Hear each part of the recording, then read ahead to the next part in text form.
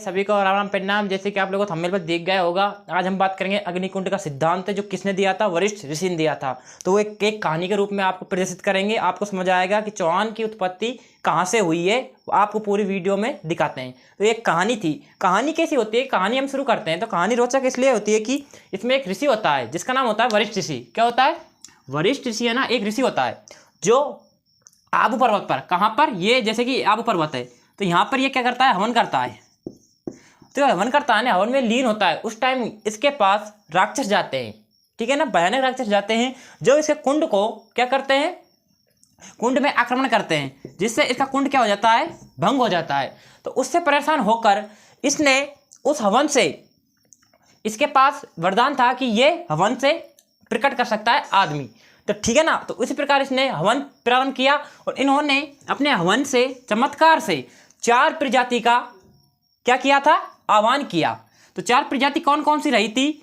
तो वह 4 प्रजाति ना, आपको 4 प्रजाति बताते हैं। तो पी और सी, ठीक है ना, ये 4 प्रजाति क्या क्या है, पी और सी।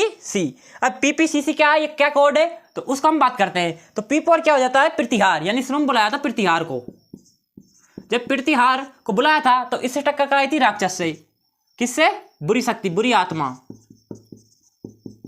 तो बुरी आत्मा से जब इस टक्कर हुई थी तो प्रतिहार को मार भगाया था, यानी प्रतिहार इसमें हार चुका था। जब प्रतिहार हार चुका था तो उसके बाद किसे बुलाया था, तो उसके बाद बुलाया था परमार। अब इसी प्रकार परमार का युद्ध हुआ था किससे, बुरी शक्ति से, बुरी आत्मा से, जो भी आप बोलते हो, ठीक है ना। जैसे इसमें बुरी आत्मा से हुआ तो परमार ने थोड़ा अपना पराक्रम दिखाया, क्योंकि प्रतिहार से ज्यादा शक्तिशाली था, पर लेकिन बुरी आत्मा भी बहुत ही शक्तिशाली थी, तो परमार को भी मार भगाया। तो अब वशिष्ठ ऋषि है ना, वो बहुत ही सोच पड़ गया कि इन दोनों प्रजाति को इन्होंने मार दिया, तो अब मैं कुछ ज्यादा शक्ति यूज करके एक नई प्रजाति का आह्वान करता हूं। तो उस प्रकार उन्होंने फिर किया था चालुक्य। चालुक्य में थोड़ी बुद्धि थी, तो इसलिए ये लड़ा था किससे, उसे बुरी शक्ति से, यानी बुरी आत्मा से।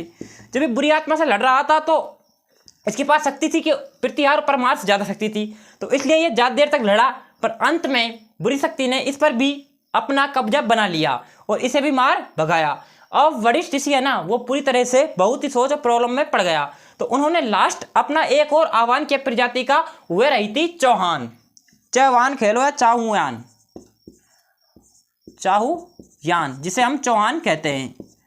तो चौहान का जिस प्रकार हमने युद्ध कराया था बुरी आत्मा से, तो बुरी आत्मा ने इस पर भी अपना कंट्रोल जमाना प्रारंभ किया था, पर लेकिन चाहूमान थोड़ी बुद्धि ज़्यादा थी, तो इसलिए इन्होंने बुरी आत्मा को भगा दिया और वशिष्ठ ऋषि का जो हवन है ना, उसको बचा लिया। और जब से ही हम मानते हैं कि चौहानों की उत्पत्ति अग्निकुंड से हुई है। तो ये अग्निकुंड क्या है, ये आपको समझ आया होगा। अग्निकुंड खाली एक हवन का नाम है जिससे वशिष्ठ ऋषि ने अपनी बचाव हवन के लिए 4 प्रजातियों का आह्वान किया था, प्रतिहार, परमार, चालुक्य, चाहूमान। ट्रिक के साथ याद करने के लिए PPCC आप याद कर सकते हो। तो आज की वीडियो इतना ही। जय हिंद, जय भारत।